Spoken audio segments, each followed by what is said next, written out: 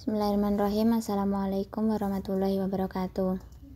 Saya perwakilan dari kelompok 4 yang beranggotakan Mbak Nur Ika Khairunisa, Rima Winata Safitri, dan Mbak Salma Abadiah, ingin mempresentasikan tentang pendidikan Islam pada masa penjajahan Belanda. Langsung saja ke pembahasan. Yang pertama, pendidikan Islam pada masa penjajahan Belanda.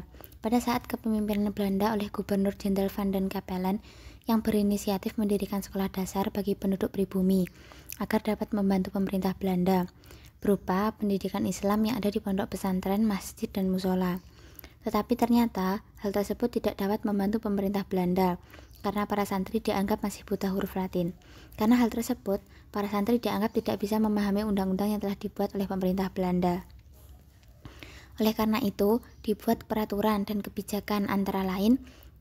Yang pertama, pada tahun 1882 Masehi, pemerintah Belanda membentuk badan khusus yang bertugas untuk mengawasi kehidupan beragama dan pendidikan Islam yang disebut dengan Priesteraden.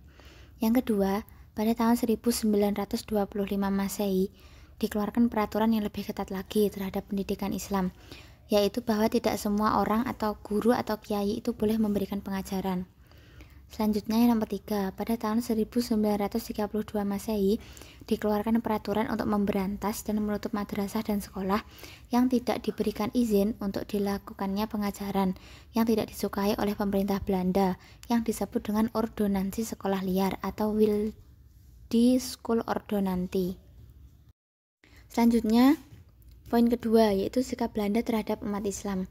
Pada masa kolonial Belanda terus dilakukan upaya agar dapat menghilangkan pengaruh Islam melalui proses kristenisasi. Tetapi upaya yang dilakukan selalu tidak ada hasilnya. Islam baru bisa ditaklukkan setelah kedatangan Snoek Hurgronje, seorang negarawan Belanda yang benar-benar ahli mengenai masalah penjajahan. Beliau memiliki pengetahuan yang mendalam tentang Islam di Indonesia. Beliau juga seorang arsitek yang berhasil dalam politik Islam yang paling legendaris dan yang telah melengkapi pengetahuan Belanda tentang Islam, terutama di bidang sosial dan politik. Selanjutnya poin yang ketiga, yaitu kebijakan ordonansi guru. Kebijakan ordonansi guru ini berawal dari peristiwa kerusuhan di Cilegon, Banten pada tahun 1888. Para penasihat gubernur jenderal memberi saran supaya pengajaran agama Islam diawasi secara ketat, karena dianggap perlawanan para petani di Banten itu sebuah inisiasi atau berasal dari para haji dan ulama Islam. Mereka yakin bahwa pendidikan Islam itu dianggap sebagai kekuatan yang sewaktu-waktu bisa menjadi ancaman. Maka dari itu, harus dicarikan cara untuk melemahkan kekuatan Islam berupa pembentukan kebijakan ordonansi guru. Kebijakan ordonansi guru ini menetapkan bahwa sebelum pelajaran agama diberikan, penyelenggaraannya harus memiliki izin tertulis dulu, dan daftar murid yang terlibat itu juga harus dilampirkan.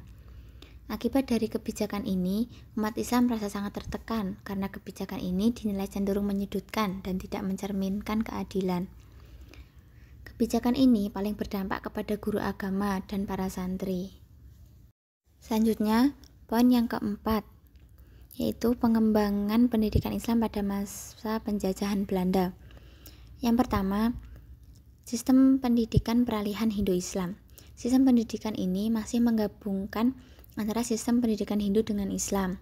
Murid-muridnya berasal dari anak-anak dari para bangsawan dan dari kalangan keraton. Yang kedua, sistem pendidikan surau atau langgar. Sistem pendidikan ini tidak mengenal jenjang atau tingkatan kelas. Pada sistem ini, murid dibedakan berdasarkan dengan tingkat keilmuannya dan diberikan kebebasan dalam memilih kelompok belajarnya. Sumber utama dari sistem ini adalah Kitab Kuning. Yang terakhir, yang nomor 3, yaitu sistem pendidikan pesantren. Sistem ini menggunakan metode sorogan atau layanan individual, yaitu bentuk belajar individu. Contohnya, seorang kiai yang hanya mengajar atau fokus pada satu santri saja. Sekian presentasi dari kelompok kami. Apabila ada kurangnya mohon maaf. Akhiran wassalamualaikum warahmatullahi wabarakatuh.